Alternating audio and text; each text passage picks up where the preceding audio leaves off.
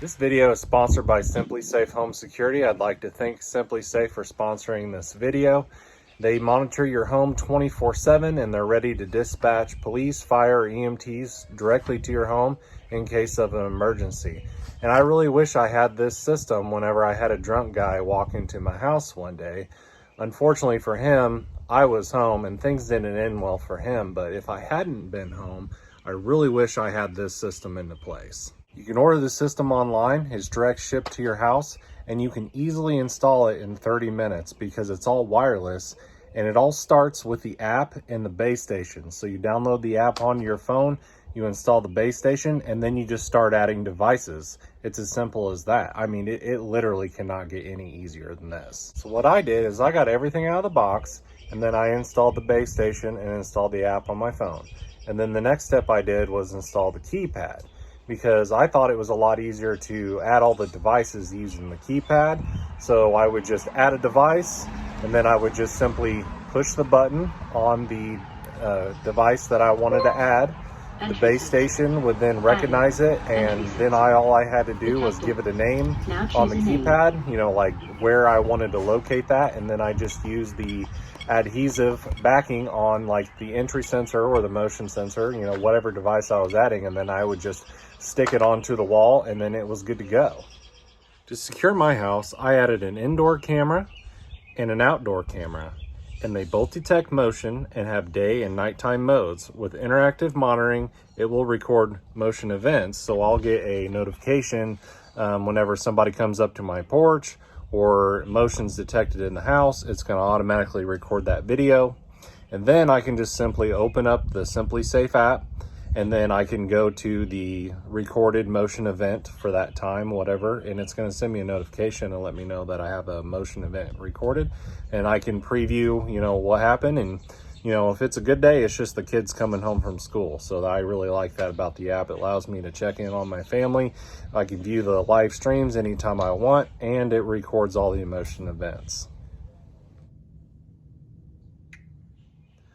But one thing I really like about having the cameras is it allows the professionals to monitor a situation during an alarm trigger, so they can verify with the police or the fire department or whatever, you know, if there is an actual problem at the residence. With entry sensors for windows and doors, motion sensor to detect movement inside your home, water sensors to detect water leaks, which I really like around my water heater, temperature sensors to detect freezing, and you can monitor the temperature on the app, smoke detectors for fire, and even a video doorbell.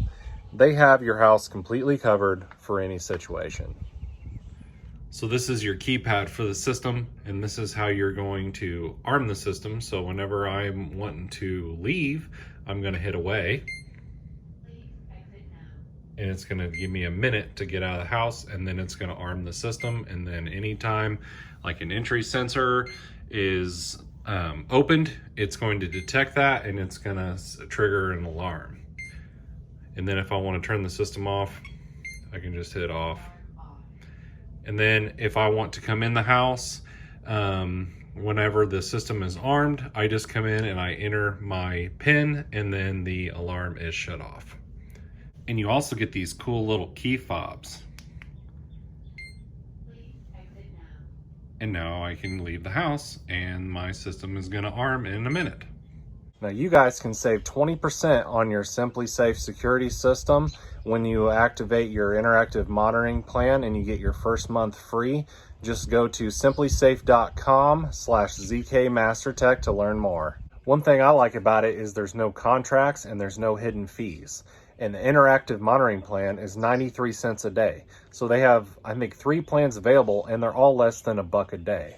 And you can try the system for 60 days, risk-free, and if you don't like it, you can send it back free of charge. There's literally nothing to lose.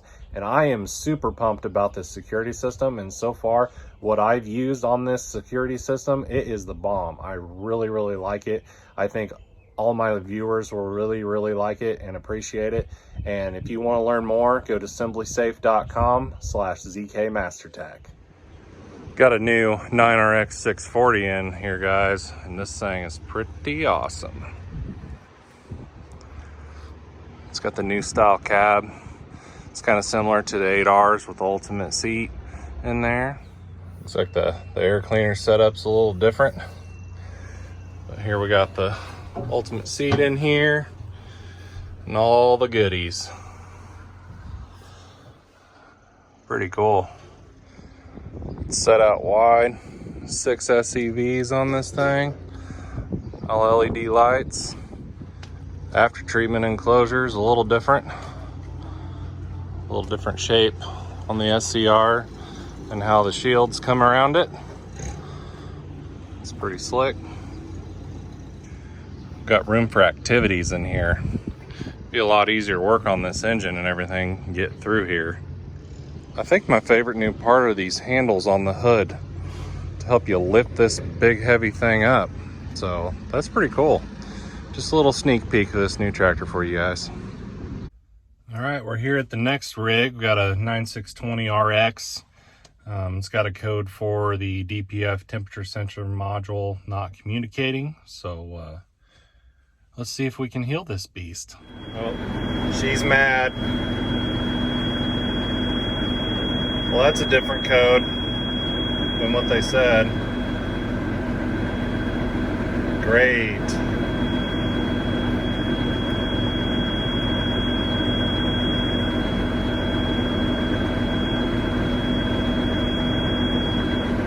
So angry. Oh boy.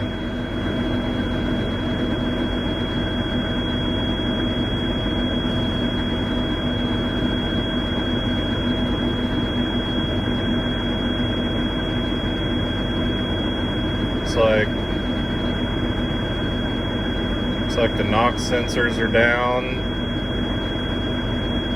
DPF temperature module's down, the SCR temperature module's down. I better shut her down. Oh, that sound. It's like air raid siren volume. Oh, thank you.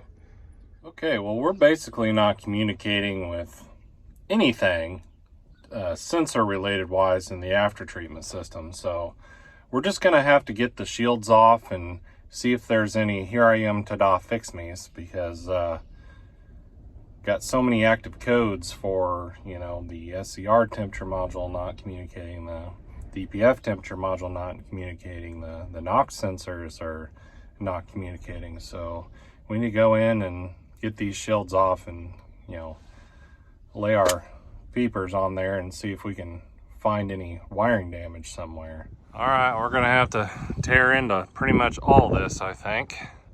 All right, well, I got it fixed, and I'll explain the process while we're inside the cab here. I'm, you know, cycling the key, waiting for the, you know, the code's clear, but it's a little windy outside and starting to rain, so that's perfect. Anywho, I had codes for the DPF temp module, the SCR temp module, the SCR NOx inlet and outlet sensors. All were not communicating. Those codes were active, okay? So immediately I'm thinking, well, what do those things have in common, right?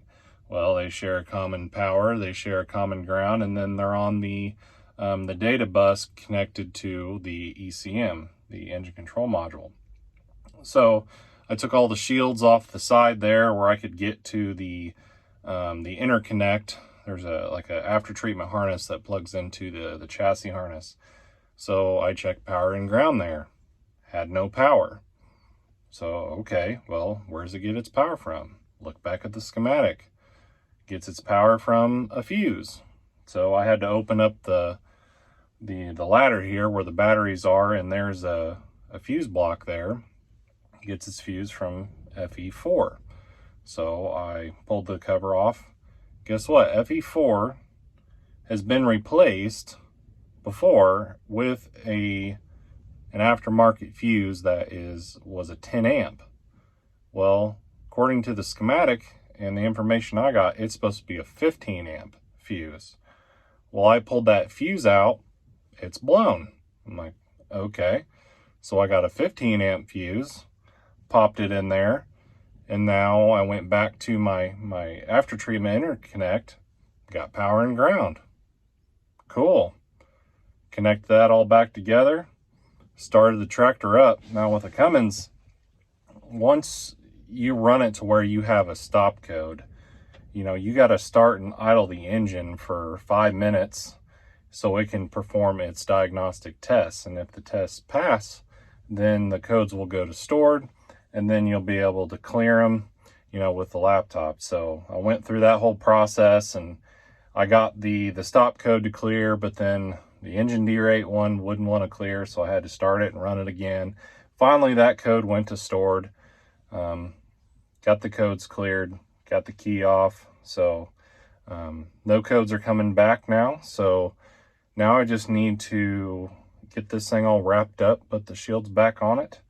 I think the reason why it failed was it had too low of a fuse put in it. You know, only had a 10 amp fuse. It's supposed to have a 15.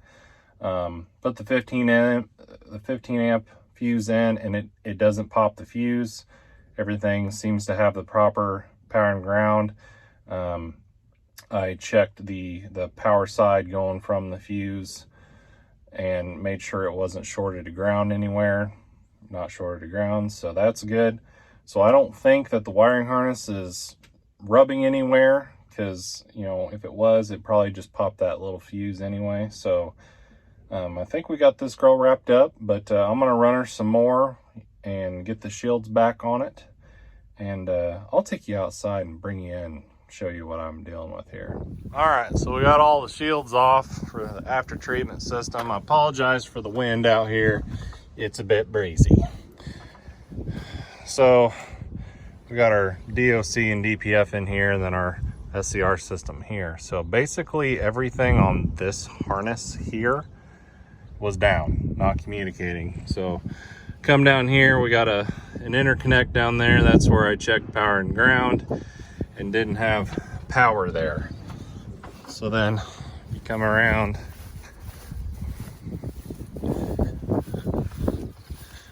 over here,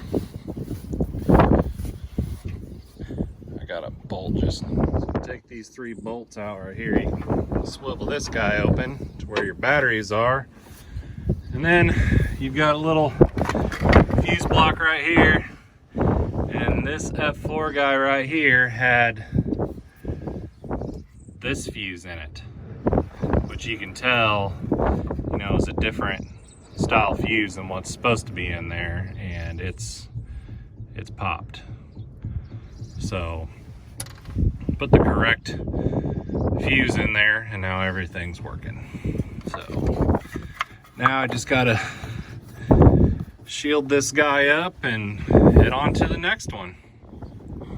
All right, well, you behave yourself now, you hear? Behave.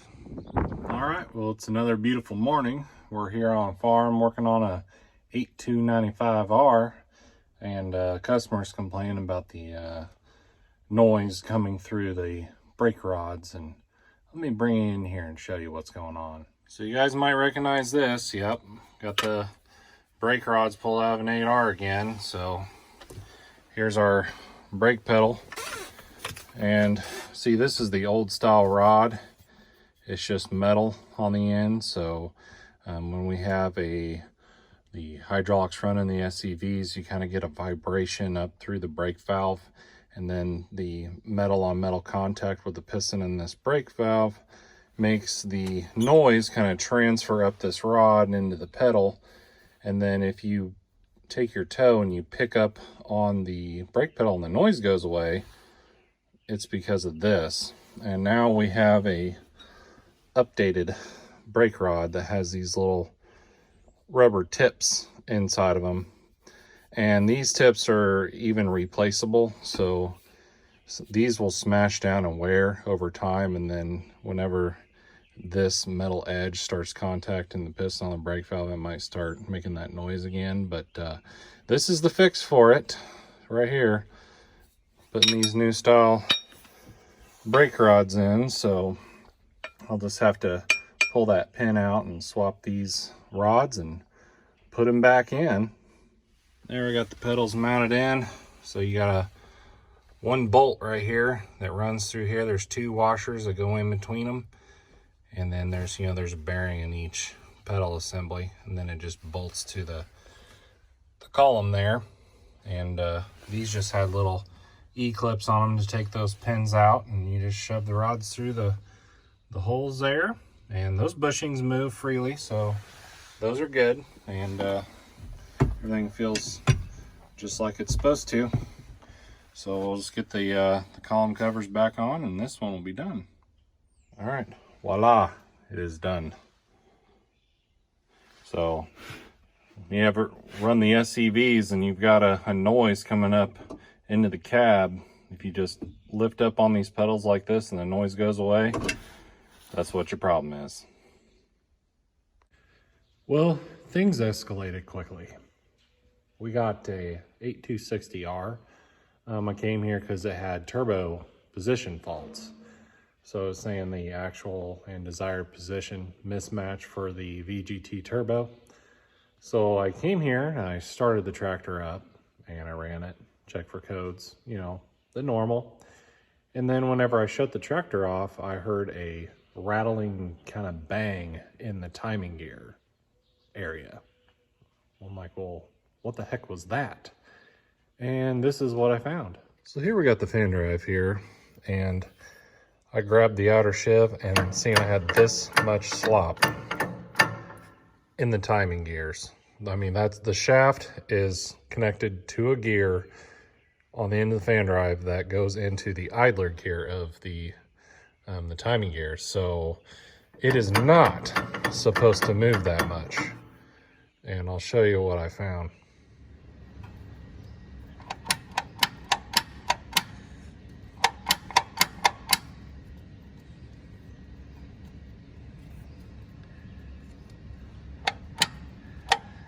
Not supposed to do that. So you can see that's not supposed to do that.